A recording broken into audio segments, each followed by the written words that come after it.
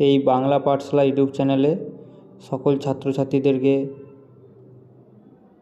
ও প্রত্যেক ভাই বোনেদেরকে স্বাগত জানাই। তোমরা আজকের যে ভিডিওটা দেখছো, এই ভিডিওটি হচ্ছে পঞ্চম শ্রেণীর সায়েন্সের কিছু প্রশ্ন নিয়ে আলোচনা, যেটার মান হচ্ছে তোমার পূর্ণমান 30। ঠিক আছে, এই ভিডিওটা সম্পূর্ণ প্রথম থেকে শেষ পর্যন্ত দেখো। প্রথমে কি বলছে, সঠিক উত্তরটি নির্ণয় করে বাক্যটি সম্পূর্ণ লেখো। 1 × 5 = 5। প্রথম প্রশ্ন বলেছে, কাকর পাথর মেশানো লাল মাটি দেখা যায় তরাই অঞ্চলে, সুন্দরবন অঞ্চলে না মালভূমি অঞ্চলে? তাহলে উত্তর দেখো আমি করে দিয়েছি, মালভূমি অঞ্চলে। পরবর্তী প্রশ্ন 1-2, ছৌ নাচের জন্য বিখ্যাত বাঁকুড়া, বীরভূম না পুরুলিয়া? উত্তর আমরা সবাই জানি, কম বেশি পুরুলিয়া। পরের প্রশ্ন 1-3, বাঁকুড়া যে শিল্পের জন্য বিখ্যাত তা হলো পিতলের বাসন, টেরাকোটার জন্য না কাঁচের বাসন? উত্তর হবে টেরাকোটা। পরবর্তী প্রশ্ন দেখো 1-4, রেলের ইঞ্জিন তৈরির কারখানা আছে চিত্তরঞ্জনে না মালদায় না কলকাতায়? উত্তর হবে চিত্তরঞ্জন। 1-5, বাঁশের কেল্লা বানান তিতুমির, ভগৎ সিং না মাস্টারদা? উত্তর হবে তিতুমির। আমি তো সব উত্তরগুলো করেই দিয়েছি, তোমরা একটু খাতায় নোট করে নাও ভালোভাবে, আর এইগুলো একটু মন দিয়ে পড়ো। 2 প্রশ্ন কি বলছে, পূর্ণ বাক্যে নিচের প্রশ্নগুলির উত্তর দাও। 1 × 5 = 5। 2-1, হারভেস্টার কি? উত্তর হবে যে অত্যাধুনিক যন্ত্রের সাহায্যে ধান কাটা ও ঝাড়া হয় তাকে হারভেস্টার বলে। 2-2 প্রশ্ন, ডিভিসি এর পুরো নাম কি? এটা আবার বাংলাতে দেওয়া আছে, এটা কিন্তু ইংরেজিতেও লেখা থাকে ডিভিসি। তাহলে ওর উত্তর কী হবে? ডিভিসি এর পুরো নাম হচ্ছে দামোদর ভ্যালি কর্পোরেশন। পরের প্রশ্ন দেখে নাও। 2-3, পশ্চিমবঙ্গের সবচেয়ে উঁচু পর্বতশৃঙ্গ কোনটি? তার উচ্চতা কত মিটার? উত্তর হবে পশ্চিমবঙ্গের সবচেয়ে উঁচু পর্বতশৃঙ্গ হলো সান্দাকফু, এর উচ্চতা হলো 3630 মিটার।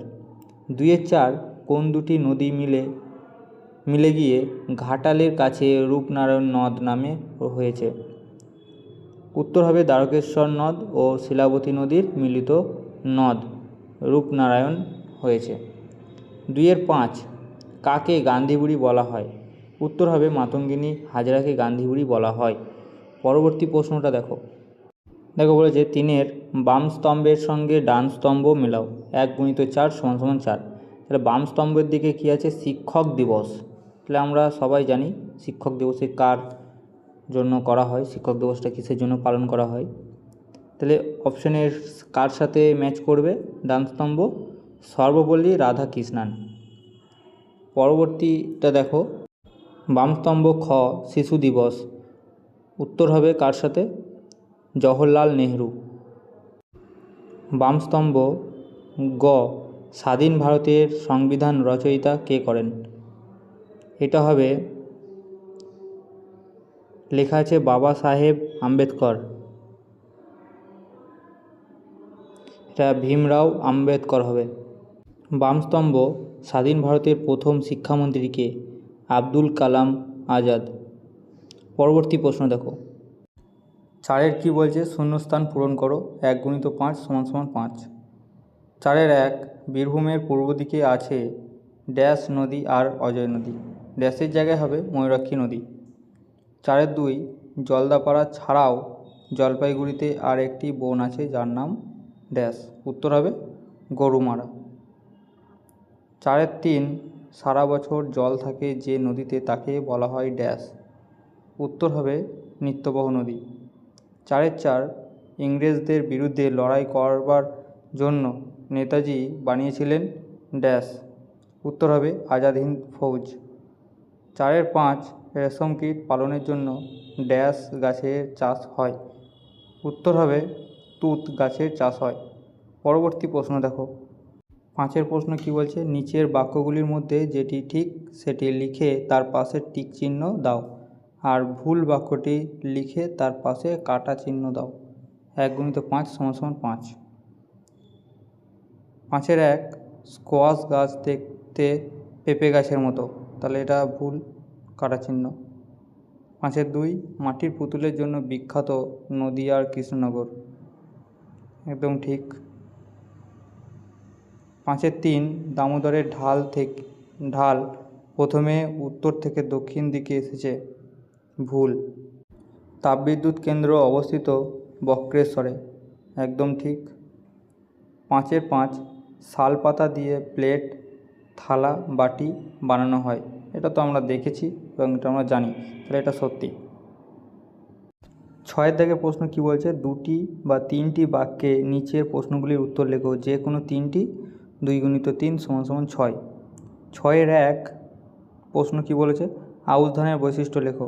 উত্তর, আউশ ধানে একটু কম জল লাগে, আউশ ধানের গাছ একটু ছোট, একটু উঁচু জমিতে আউশ ধানের চাষ হয়। পরবর্তী প্রশ্ন 6-2 ধাপ চাষ কোথায় কিভাবে হয়।